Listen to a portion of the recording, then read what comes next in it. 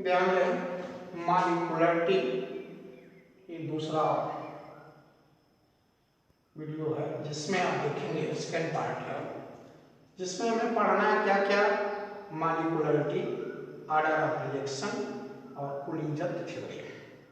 यहाँ से सबसे पहले हम स्टार्ट कर रहे हैं मॉलिक्यूलरिटी। तो मॉलिक्यूलरिटी का मतलब ये होता है क्या, जैसे यहाँ से देखें H2 है, Cl2 है और ये सनलाइट है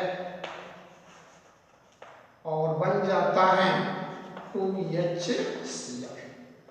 यहाँ से H2 है I2 और गिव्स आउट बन जाता है 2HI। तो जितने मॉलिक्यूल्स अभिक्रिया में भाग ले रहे हैं, 2 मॉलिक्यूल्स यहाँ भी 2 मॉलिक्यूल्स यहाँ भी, तो जितने मॉलिक्यूल्स भाग लेते हैं वही मॉलिक्यूलरिटी कहलाती है। इसकी डिफिनेशन देखें क्या हो जाएगा, रासायनिक अभिक्रिया में भाग लेने वाले अभिकारक अणुओं की कुल संख्या को आणविकता कहते हैं, मॉलिक्यूलरिटी कहते हैं। और कोई न कोई मॉलिक्यूल्स भाग लेगा, इसलिए मॉलिक्यूलरिटी का मान जो होता है वह 0 संभव नहीं होता है, इसमें कोई न कोई पूर्णांक होती है। अगर कुछ ऐसी रिएक्शन है जो 2 स्टेप्स में पूरी होती है, जैसे कॉम्प्लेक्स जिसको कहते हैं, जटिल अभिक्रियाएं होती हैं, तो उसमें मॉलिक्यूलरिटी निकालने के लिए देखते हैं कि जो अभिक्रिया बहुत धीमी होती है, स्लो होता है, स्लो स्टेप वाली जो रिएक्शन होती है उसी से क्लियर किया जाता है मॉलिक्यूलरिटी। या जिसमें मिनिमम जो होते हैं मॉलिक्यूल्स भाग लेते हैं, जिसकी अभिक्रिया स्लो होती है, धीमी होती है, तो उससे हम डिसाइड करते हैं। तो एक बार और सुने मॉलिक्यूलरिटी क्या होती है। तो मॉलिक्यूलरिटी का मतलब ये होता है कि अभिक्रिया में भाग लेने वाले अभिकारक अणुओं की कुल संख्या को मॉलिक्यूलरिटी कहते हैं, यानी आणविकता कहते हैं।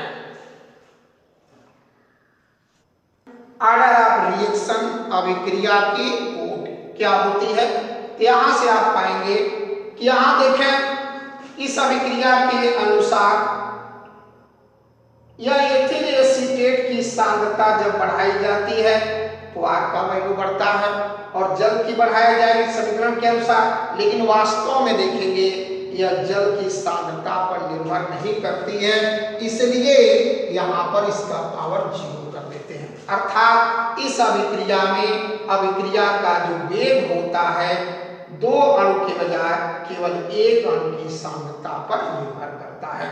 और इसी के कारण अब देखिए परिभाषा क्या बनती है, रासायनिक अभिक्रिया में भाग लेने वाले अभिकारक अणुओं की वह संख्या जिसकी सांद्रता परिवर्तन करने पर अभिक्रिया का वेग परिवर्तित हो जाता है, तो उसे अभिक्रिया की कोट कहते हैं, ऑर्डर ऑफ रिएक्शन कहते हैं। इसमें 2 मॉलिक्यूल्स भाग लेते हैं, इसलिए मॉलिक्यूलरिटी इसकी कितनी हो जाएगी, यहां से आप देखेंगे मॉलिक्यूलरिटी जो हो जाएगी 2 हो जाएगी, लेकिन ऑर्डर ऑफ रिएक्शन जो होगा एक सांद्रता पर डिपेंड करता है, इसलिए ऑर्डर ऑफ रिएक्शन 1 होगा, यानी फर्स्ट ऑर्डर का रिएक्शन होगा। अब आप देखें यहां से सपोज करें यह Ma है, अब प्लस Nb है, गिव्स आउट क्या बनता है, प्रोडक्ट बनता है। अब इसके बाद रेट रिएक्शन लिखेंगे, यहां से R इक्वल टू क्या हो जाता है, K एक्टिव मास A के power m, active mass B के पावर n। ये रेट रिएक्शन हो गया, रेट इक्वेशन हो गया, इसको हमने इक्वेशन नंबर फर्स्ट कर दिया। अब इसके बाद यहां से देखें ये जो सांद्रता के पद हैं, सक्रिय द्रव्यमान दिख रहा है इसमें, अभिकारक के सांद्रता के जो पद हैं उसके पावर को जोड़ देते हैं, तो जोड़ देते हैं तो यहाँ से हो जाता है m प्लस n, और यही m plus n order of reaction के बराबर होता है, ऑर्डर ऑफ रिएक्शन। ये हो गया ऑर्डर ऑफ रिएक्शन। यहां से देखें order of reaction is equal to क्या हो जाएगा, m प्लस n। अब यहां से आप पाएंगे इसकी परिभाषा क्या होगी, ये रासायनिक अभिक्रिया है, ये वेग समीकरण है और इसमें ये सांद्रता को व्यक्त करने वाले पदों के घातों का योग है। अब इसके बाद इसी को ऑर्डर ऑफ रिएक्शन। तो सुनिए इसकी परिभाषा क्या हो जाएगी। रासायनिक अभिक्रिया के वेग समीकरण में सांद्रता को व्यक्त करने वाले पदों के घातों के योग को अभिक्रिया की कोटि कहते हैं। रासायनिक अभिक्रिया में अभिक्रिया के वेग समीकरण में सांद्रता को व्यक्त करने वाले पदों के घातों के योग को अभिक्रिया की कोटि यानी ऑर्डर ऑफ रिएक्शन कहते हैं। ध्यान दें, इसमें हम दोनों की चर्चा करें मॉलिक्यूलरिटी और ऑर्डर ऑफ रिएक्शन में। तो पहला क्या होता है, अभिक्रिया होती है और इस अभिक्रिया के अनुसार दिख रहा है कि H2 और Cl2 दोनों सांद्रता को प्रभावित, लेकिन जो प्रयोग है, प्रयोग के आधार पर आप देखेंगे इसकी सांद्रता पर प्रभावित नहीं होती है, बल्कि यह अभिक्रिया सूर्य के प्रकाश पर डिपेंड करती है।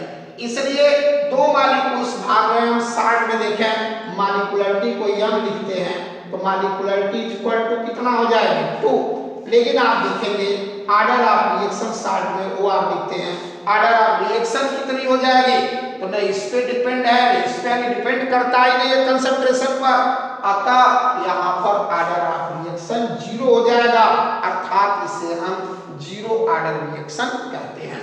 अब इसमें आइए देखिए, तो इसमें आप देखें जो R होता है वह एथिल एसीटेट के कंसंट्रेशन पर डिपेंड करता है, जल पर नहीं डिपेंड करता है, और इसका पावर देखें जोड़ेंगे तो 1 होगा ये मॉलिक्यूल्स पर, इसलिए मॉलिक्यूलरिटी इज इक्वल टू तो 2 हो जाएगा, लेकिन order of reaction is equal to 1 होगा, अर्थात ये फर्स्ट ऑर्डर का रिएक्शन हो जाएगा।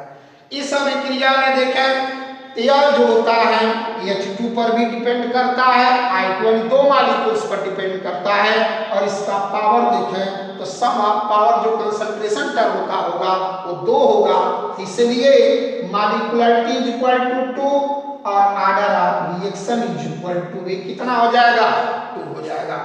थर्ड केस में आप देखें इसमें 3 मॉलिक्यूल्स भाग ले रहे हैं और तीनों पर डिपेंड करता है, इसलिए इसकी मॉलिक्यूलरिटी इज इक्वल टू 3 और order of reaction is equal to भी क्या होगा 3 होता है।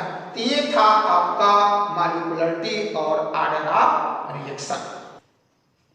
ध्यान दें difference between molecularity and order of reaction, यानी आणविकता और अभिक्रिया की कूट में अंतर है। तो यहाँ अंतर देखें, शार्ट में इसको m लिख सकते हैं और ऑर्डर ऑफ रिएक्शन को हम क्या नाम देते हैं OR लिख सकते हैं। तो देखें पहला डिफिनीशन का अंतर दे देंगे, तो डिफिनीशन क्या होगा अंतर, पहला अंतर क्या होगा डिफिनीशन का देखें तो मॉलिक्यूलरिटी की डिफिनीशन होती है कि रासायनिक अभिक्रिया में भाग लेने वाले अभिकारक अणुओं की कुल संख्या को मॉलिक्यूलरिटी कहते हैं। और दूसरी डिफिनीशन इसकी हो जाएगी कि इसमें ऑर्डर ऑफ रिएक्शन में देखें कि रासायनिक अभिक्रिया में भाग लेने वाले अभिकारक अणुओं की वह संख्या जिसकी सांद्रता परिवर्तन करने पर अभिक्रिया का वेग परिवर्तित हो जाता है, तो उसे ऑर्डर ऑफ रिएक्शन कहते हैं। पहला डिफरेंस हो गया। वैल्यू की बात करें, दूसरा डिफरेंस देखें, वैल्यू की बात होती है तो ये थ्योरी के अकॉर्डिंग निकाला जाता है। मॉलिक्यूलरिटी जो होती है ऑर्डर ऑफ रिएक्शन, और इसमें देखें तो मॉलिक्यूलरिटी जो होती है ये थ्योरेटिकल वैल्यू को शो करता है, जबकि ऑर्डर ऑफ रिएक्शन जो होता है अभिक्रिया की जो कूट होती है वह एक्सपेरिमेंटल प्रयोगात्मक मान निर्धारित करता है, जबकि ये सिद्धांतिक वैल्यू जो होता है ये बताता है। तो ये मॉलिक्यूलरिटी थ्योरेटिकल वैल्यू को प्रदर्शित करता है और ऑर्डर ऑफ रिएक्शन जो होता है वह एक्सपेरिमेंटल वैल्यू को प्रदर्शित करता है।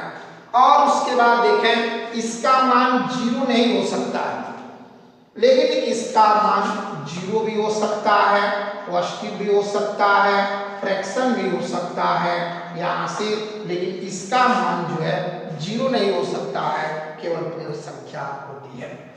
अब आता है स्टेप्स की बात करें तो स्टेप्स में आप पाएंगे यहाँ से आप देखें इसमें क्या होता है स्टेप्स में, तो यह जो होता है यह स्टेप्स पर निर्भर करता है, स्टेप्स पर निर्भर करता है। और एक बात को और ध्यान दें, जो मॉलिक्युलरिटी है जटिल अभिक्रियाओं में जो अभिक्रिया धीमी होती है उस पर डिपेंड करती है, और उसके बाद जिसमें क्या होता है स्लो रिएक्शन होता है उस पर डिपेंड करती है। और दूसरा टॉपिक ये होता है कि जिसमें कम से कम मॉलिक्यूल्स भाग लेते हैं उस पर डिपेंड करती है। लेकिन ऑर्डर ऑफ रिएक्शन आप देखेंगे स्टेप्स की बात करें तो यह ओवरऑल जो होता है संपूर्ण अभिक्रिया पर डिपेंड करता है। यह स्टेप्स यानी प्रत्येक पद एक पद डिसाइड करता है मॉलिक्युलरिटी, जबकि ऑर्डर ऑफ रिएक्शन जो होता है ओवरऑल रिएक्शन को प्रदर्शित करता है। अब आप पाएंगे ताप और दाब, तो ध्यान दें मॉलिक्युलरिटी का जो मान है आणविकता का मान है ताप और दाब पर निर्भर नहीं करता है, डिसाइड नहीं होती है। लेकिन ये जो होता है एक्सपेरिमेंटल वैल्यू होने के कारण ऑर्डर ऑफ रिएक्शन ताप दाब पर प्रभावित हो जाता है। तो ये अंतर है, एक बार और ध्यान दें। पहला डिफिनीशन दे देंगे, दूसरा क्या है थ्योरेटिकल वैल्यू, एक्सपेरिमेंटल वैल्यू हो जाएगा। इसका मान 0 नहीं हो सकता, पॉजिटिव हो सकता है केवल, और उसके बाद इसका जो है देखें पॉजिटिव हो सकता है, 0 हो सकता है, फ्रैक्शन भी हो सकता है। अब इसके बाद यह जो होता है स्टेप पर डिपेंड करता है और वह ओवरऑल जो होता है रिएक्शन पे डिपेंड करता है। ये ताप और दाब पर प्रभावित नहीं होता है मॉलिक्युलरिटी, जबकि ताप और दाब पर ऑर्डर ऑफ रिएक्शन प्रभावित होता है। तो मॉलिक्यूलर रिएक्शन और ये स्यूडो यूनिमॉलिक्यूलर रिएक्शन दोनों में अंतर है। पहला हम देखें क्या होता है स्यूडो मॉलिक्यूलर रिएक्शन। इसको हिंदी में क्या बोलते हैं, इसको बोलेंगे क्या आभासी अणुक अभिक्रिया या छद्म अणुक अभिक्रिया। अभी आपके लिए एग्जांपल में आप देखें तो मॉलिक्युलरिटी और ऑर्डर ऑफ रिएक्शन इसमें सेम नहीं है, तो ऐसी अभिक्रिया को हम क्या कहते हैं देखें, वह रासायनिक अभिक्रिया जिसमें आणविकता एवं ऑर्डर ऑफ रिएक्शन यानी अभिक्रिया की कोट का मान समान नहीं होता है, तो उसे हम नाम देते हैं क्या बोलते हैं, इसे बोलते हैं आभासी अणुक अभिक्रिया या स्यूडो अणुक अभिक्रिया कहते हैं। अब इसमें दूसरा टॉपिक हम लोग पढ़ेंगे, जैसे आप इसमें देखें एग्जांपल में इसमें 2 था, 1 2 1 2 1 और 2 और 0, तो ये सब क्या कहलाएगा आभासी अणुक अभिक्रिया। अब हम पढ़ेंगे क्या इसमें स्यूडो यूनिमॉलिक्यूलर रिएक्शन। तो जब स्यूडो की बात आ जाती है तो यहाँ से क्या होता है, अब ये यहाँ से हटा दे रहे हैं इसको देखें। अब इसकी परिभाषा क्या हो जाएगी, यूनि का मतलब होता है जिसमें अभिक्रिया की कोट एक हो लेकिन आणविकता एक न हो अर्थात उसके अतिरिक्त हो, तो उसे हम कहेंगे स्यूडो यूनिमॉलिक्यूलर रिएक्शन। अब परिभाषा इसका देखें, वह रासायनिक अभिक्रिया जिसमें अभिक्रिया की कोट एक होती है लेकिन आणविकता का मान एक नहीं है, एक से अतिरिक्त कोई संख्या होगी, तो उसे हम कहते हैं स्यूडो यूनिमॉलिक्यूलर रिएक्शन अर्थात छद्म एका अणुक अभिक्रिया या आभासी एका अणुक अभिक्रिया कहते हैं। ये यूनि शब्द जुड़ जाने का मतलब है कि ऑर्डर ऑफ रिएक्शन एक हो, तो उसे हम नाम देते हैं स्यूडो यूनिमॉलिक्यूलर रिएक्शन। अब आप देखें ये हो गया यूनिमॉलिक्यूलर रिएक्शन में ऑर्डर ऑफ रिएक्शन 1 मॉलिक्युलरिटी, एक डिफरेंस है लेकिन एक है, तो एक रहेगा, सब में एक है, इसलिए हम इसको कहते हैं स्यूडो यूनिमॉलिक्यूलर रिएक्शन। ध्यान दें ये एग्जांपल्स हैं ऑर्डर ऑफ रिएक्शन के। 0 ऑर्डर में H2+Cl2 सनलाइट पे डिपेंड करता है, अमोनिया टूटती है विप्रकाश की उपस्थिति में और गोल्ड के प्रेरक की उपस्थिति में या चाय का वियोजन, ये तीनों जो है 0 ऑर्डर में आती है। ये एथिल एसीटेट वाटर से क्रिया करता है, N2O5 टूटता है, O2 और NO2 बनाता है और ये भी N2 गैस बनाता है। ये सब फर्स्ट ऑर्डर में रिएक्शन में आते हैं। यहाँ पर आप देखें कंफ्यूजन बना होता है, NaOH और ये लेकिन इसमें दोनों पर कंसंट्रेशन पर डिपेंड करता है, तो इसलिए ये सेकेंड ऑर्डर में आएगा। ये वो 3 हो गया। HI का भी सामान्यतः वियोजन जो होता है सेकेंड ऑर्डर होता है। थर्ड ऑर्डर रिएक्शन में देखें क्या होता है, 3 मॉलिक्यूल्स भाग ले रहे हैं, इसलिए इसकी ऑर्डर ऑफ रिएक्शन जो होगी थर्ड होगी। ऑर्डर ऑफ रिएक्शन का मान जो होता है 3 से अधिक क्यों नहीं होता, ये प्रश्न आता है। यानी फोर्थ ऑर्डर पे कोई रिएक्शन नहीं होता है।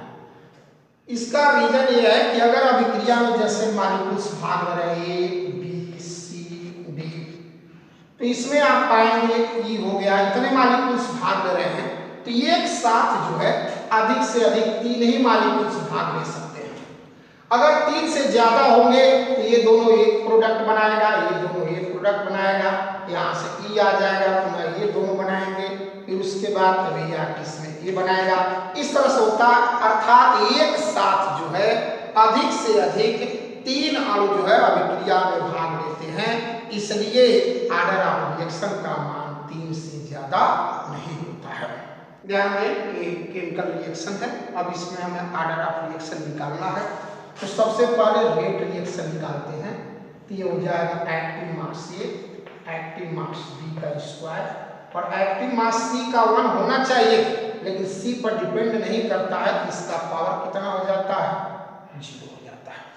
अब हम अलग अलग का मान निकालते हैं। A के सापेक्ष ऑर्डर ऑफ रिएक्शन क्या होगा, B के सापेक्ष क्या होगा, C के कैसे, तो यहाँ से देखें order of reaction, order of reaction with respect to A is equal to कितना हो जाएगा, 1। इसी तरह से order of reaction with respect to B is equal to कितना हो जाएगा, 2।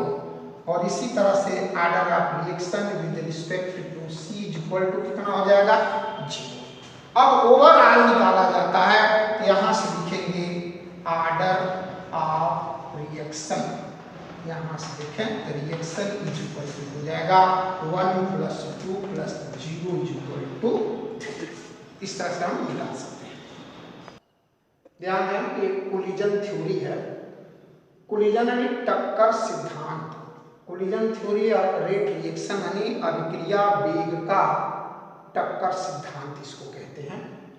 इसमें इस साइड में हम प्रोग्रेस ऑफ रिएक्शन दिखाते हैं और इस साइड में जो है ये एनर्जी दिखाते हैं। इसमें 3 लेयर दिखाई दे रही है। जो सबसे नीचे जो लेयर होती है उसे हम कहते हैं ग्राउंड एनर्जी लेवल, मूल ऊर्जा स्तर, और या कोलिजन के पहले जो ऊर्जा होती है तो उसे हम कहते हैं ग्राउंड एनर्जी लेवल। और हर एक मॉलिक्यूल्स, किसी भी अभिक्रिया में जो मॉलिक्यूल्स होते हैं उनकी अपनी एक निश्चित ऊर्जा होती है, और उसी ऊर्जा को हम कहते हैं मूल ऊर्जा स्तर कहते हैं, या उसकी बिफोर कोलिजन के पहले की ऊर्जा बोलते हैं। अब आप देखेंगे यहाँ से होता क्या है, ये रिएक्टेंट और ये जो लेयर है यहाँ पर कार्य करती है। ये ऐसा लेयर है जहाँ पर अभिकारक जो है उत्पाद में बदलता है, तो इसे हम कहते हैं थ्रेशोल्ड एनर्जी लेवल कहते हैं, और इसे दहलीज बोलते हैं, दहली ऊर्जा स्तर कहते हैं, थ्रेशोल्ड एनर्जी लेवल कहते हैं। इसका एक डिफिनेशन है कि यह ऊर्जा स्तर है जिसपे अभिकारक और उत्पाद में बदल जाता है। अब ध्यान दें मॉलिक्यूल्स यहाँ है और यहाँ आएगा तब वो प्रोडक्ट में बदलेगा, तो यहाँ से देखें यहाँ तक आने में जो ऊर्जा दी जाती है उसी को सक्रिय ऊर्जा कहते हैं, एक्टिवेशन एनर्जी कहते हैं, EA से इसे रिप्रेजेंट करते हैं। अर्थात यहाँ से यहाँ तक लाने में, उसको सक्रिय बनाने में, अभिकारक से उत्पाद में बनाने के लिए, क्रिया करने के लिए, प्रेरित करने के लिए ऊर्जा जो होती है उसे एक्टिवेशन एनर्जी कहते हैं। ये हो गया। ध्यान दें एक कोलिजन थ्योरी है, इसको पूरा नाम देते हैं collision theory of rate reaction, अभिक्रिया वेग का टक्कर सिद्धांत, सबलैंड सिद्धांत। यहाँ पर आप देखें इस साइड में हम प्रोग्रेस ऑफ रिएक्शन दिखाते हैं, इस साइड में एनर्जी दिखाते हैं। अब इसके बाद ये 3 लेयर दिखाई दे रहा है। सबसे पहले हम नीचे जो लेयर होता है उसे हम कहते हैं ग्राउंड एनर्जी लेवल। यह कोलिजन के पहले की स्थिति होती है, यानी हर एक मॉलिक्यूल्स की अपनी एक निश्चित ऊर्जा होती है जिसे मूल ऊर्जा स्तर कहते हैं। यह कोलिजन के पहले की ऊर्जा होती है। अब इसके बाद यह देखें ऊर्जा स्तर होता है जिस पर अभिकारक उत्पाद में बदलते हैं। इस ऊर्जा स्तर को नाम देते हैं थ्रेशोल्ड एनर्जी लेवल कहते हैं, या उसी को नाम देते हैं देहली ऊर्जा स्तर कहते हैं। अब आप पाएंगे यहाँ से आप देखें इसकी ऊर्जा है और इस पे क्रिया करेगा, अर्थात बीच में ऊर्जा दी जाएगी। तो जो ऊर्जा दी जाती है उस ऊर्जा को हम कहते हैं सक्रियण ऊर्जा, अर्थात उस अणु को सक्रिय बनाती है क्रिया करने के लिए जो ऊर्जा, तो उसे सक्रियण ऊर्जा कहते हैं। अब आप पाएंगे ये प्रोडक्ट देखें इसके ऊपर है, अर्थात इसकी ऊर्जा इससे ज्यादा है प्रोडक्ट की।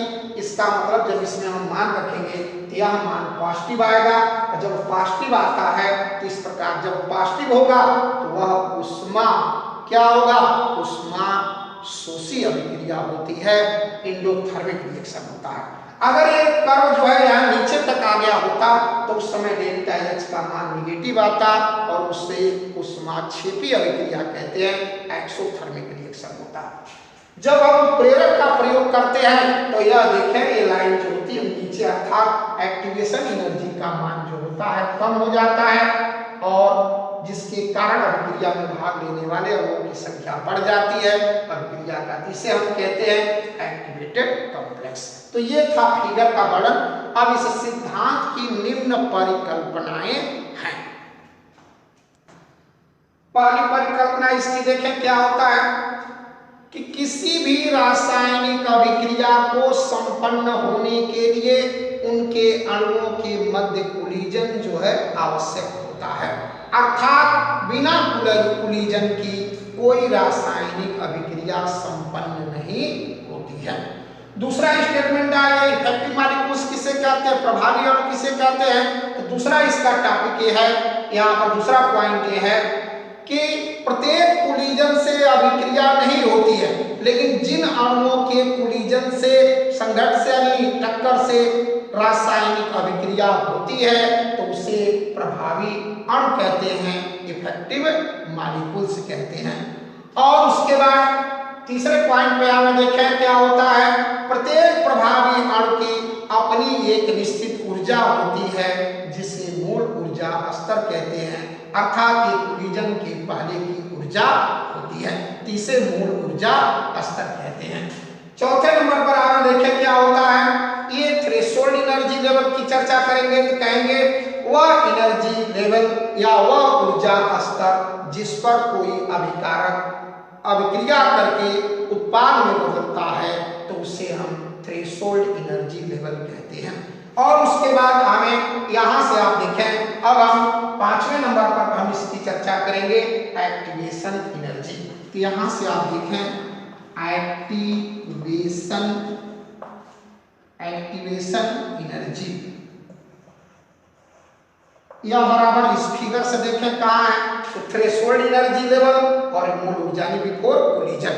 तो यहाँ से क्या होता है, ये पाएंगे थ्रेशोल्ड एनर्जी माइनस क्या हो जाएगा ग्राउंड, या बिफोर लिख सकते हैं इसको, बिफोर एनर्जी लिख लें। यहाँ से देखें एनर्जी ऑफ बिफोर कोलिजन, ये हो जाएगा। आप पाएंगे यहाँ से देखें तो इसकी परिभाषा क्या होगी, बहुत इंपॉर्टेंट टॉपिक है। एक्टिवेशन एनर्जी किसे कहते हैं, सक्रिय ऊर्जा। किसी अणु को दी गई वह अतिरिक्त न्यूनतम ऊर्जा जिससे वह अभिक्रिया करने के लिए सक्रिय हो जाता है या प्रेरित हो जाता है तो उसे सक्रिय ऊर्जा कहते हैं। किसी अणु को दी गई वह अतिरिक्त न्यूनतम वायु ऊर्जा जिसके फलस्वरूप वह अभिक्रिया करने के लिए सक्रिय हो जाता है, प्रेरित हो जाता है, उसे सक्रिय ऊर्जा कहते हैं। और सक्रिय प्रत्येक अभिक्रिया के लिए सक्रिय ऊर्जा का मान स्थिर और निश्चित होता है। अब इसके बाद लास्ट टॉपिक देखें हम इसमें आएंगे, ये छठा पॉइंट क्या होता है इसका, रेट रिएक्शन क्या है। तो रेट रिएक्शन का मतलब उत्प्रेरक की उपस्थिति में सक्रिय ऊर्जा का मान कम हो जाता है जिससे अभिक्रिया में भाग लेने वाले अभिकारक अणुओं की संख्या बढ़ जाती है और अभिक्रिया का वेग बढ़ जाता है। तो ये था आपका कोलिजन थ्योरी। एक बार और ध्यान दें, किसी भी रासायनिक अभिक्रिया को संपन्न होने के लिए अणु के मध्य कोलिजन मस्ट होता है, अर्थात बिना कोई टक्कर की कोई रासायनिक अभिक्रिया नहीं होती है। प्रत्येक टक्कर के फलस्वरूप अभिक्रिया नहीं होती है, लेकिन जिनके टक्कर से रासायनिक अभिक्रिया संपन्न होती है उसे इफेक्टिव मॉलिक्यूल्स, प्रभावी अणु कहते हैं। तीसरे नंबर पर हमें देखें क्या होगा इसका। तीसरा यह है, प्रत्येक प्रभावी अणु की अपनी एक निश्चित ऊर्जा होती है जिसे मूल ऊर्जा स्तर कहते हैं या कोलिजन के पहले की स्थिति होती है। अब इसके बाद वह ऊर्जा स्तर जिस पर कोई अणु अभिक्रिया करके उत्पाद में बदलता है, अर्थात अभिकारक से उत्पाद में बदलता है, तो उसे थ्रेशोल्ड एनर्जी लेवल या देहली ऊर्जा स्तर कहते हैं।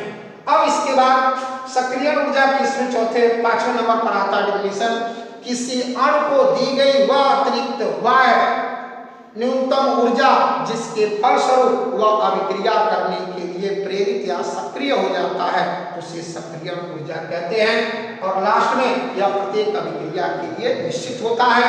लास्ट में देखेंगे उत्प्रेरक की उपस्थिति में सक्रिय ऊर्जा का मान कम हो जाता है, अभिक्रिया में भाग लेने वाले अणुओं की संख्या बढ़ जाती है, जिसके फलस्वरूप अभिक्रिया का वेग बढ़ जाता है। ये था कोलिजन थ्योरी।